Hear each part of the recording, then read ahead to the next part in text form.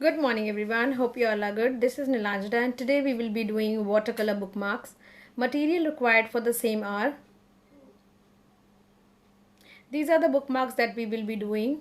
For that we will be sketching some feathers on a single sheet which is on cartridge. And I'm drawing 3 feathers here using a pencil 2B and I'm doing it very lightly on the sheet.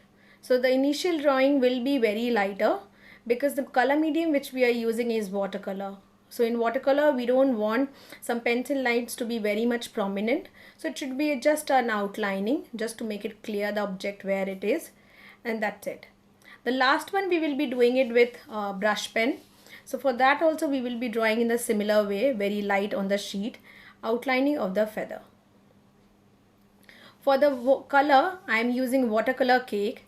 These are the Camlin watercolor cake and I am using them with a brush 6 round. Because we will be using the tip of the brush, so make sure the water consistency should be very lighter. And in the first step it will be just a wash of color.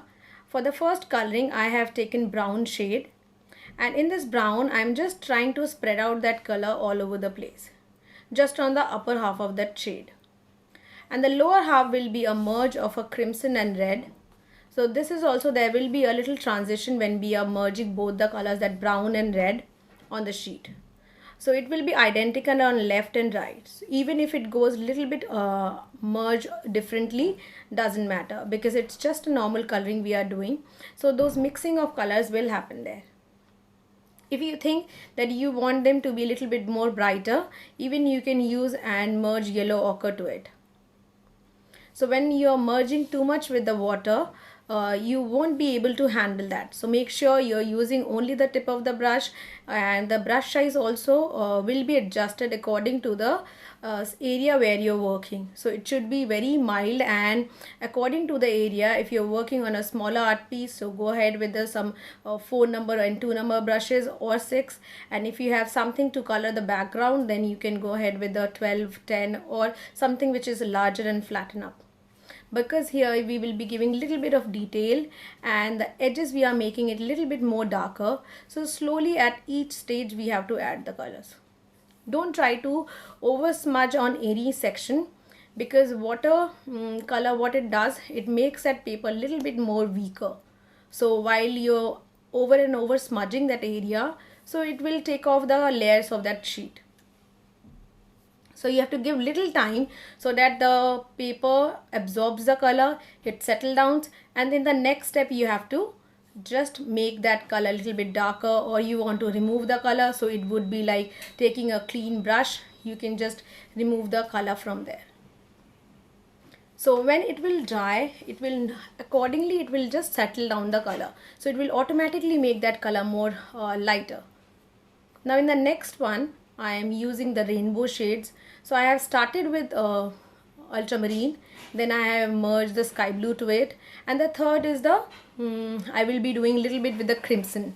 So this you have to like while overlapping, what happens, we try to merge the colors all together but very slowly and gently. This should be like very smooth, and we have to just manage the color. It should not bleed, it should not move or runs here and there, just very little on the tip of the brush and merging it smoothly.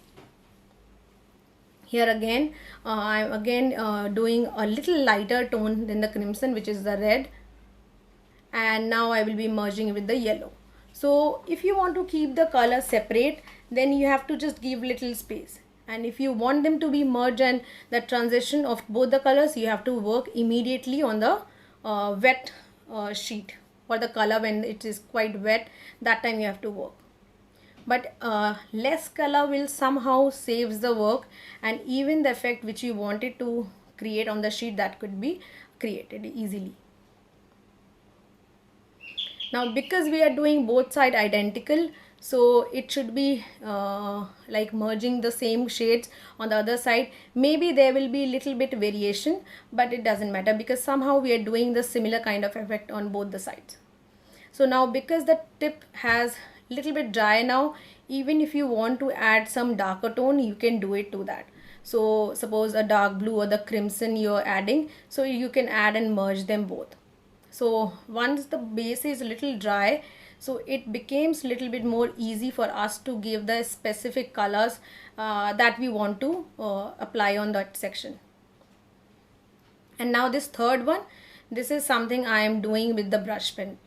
So brush pen, I took the first is a purple tone and trying to blend it all over the place. Now what happened, brush pen usually works good on the handmade sheet, which is 250 and higher GSM paper, which will be more textured and grained sheet.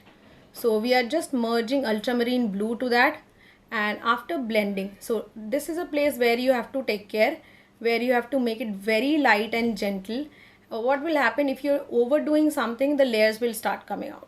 So you have to just make it a little bit wet and then apply the color, which is the second lighter tone of the blue, which is the sky blue. And after the sky blue, I will be adding the light green shade to it. So that will also an overlapping on the previous shade. So you just make 2-3 strokes and then try to blend it, because that brush pen, they have a little berry where it is quite wider. Even if you use it little bit with more pressure, so you will be able to create that area more wider. So that can be, and this is like 1 or 2 strokes, not more than that. So when you're merging, if you have already made that surface wet, so even by touching the sheet, those colors will come out on that surface. And something which you want completely brighter, then that case you have to apply it on a clean surface or something which is dry. So suppose this yellow, I really applied it on the edges of that surface so that it gives me that brighter tone. Because while working on the third one, the first and second is already dry. So if you want to make some specific or fine lines, you can very easily do it, but use some smaller sizes of brush. If you can use the 6 number brush, it is fine. If not, then 2, 4 and 0 number brush will also be good for this option. And what you have to do while giving any detail, don't rest the hand on the sheet. So you have to just keep your hand active, and on the sheet you have to work. So don't take any support of the sheet. The first one I am doing with the black pen. This is a waterproof pen, normal waterproof pen, which we usually use for writing purposes. So they are very good for giving any detail. So if you don't want to mark or give the detail with the brush, even with the this waterproof pen, you can give the detail. And all the lines will be almost like similar, but there with brushes we can pick up the colors, and here we will be doing only with the pen. So if you want some darker tone, you can even add after the outlining with the waterproof pen. So because it's a waterproof, so it will not smudge while working. The last one where I'm doing with brush pen especially, the tips will be little bit wider, means those lines of the feather which I'm giving detail. So here you have to just use the tip. So make it very clear. Don't rest your hand on the sheet, because somehow they will create more wider lines, and that smoothness and the fine detail of the feather, we will lost it. So now you have to give just fine details with your brush pen tip.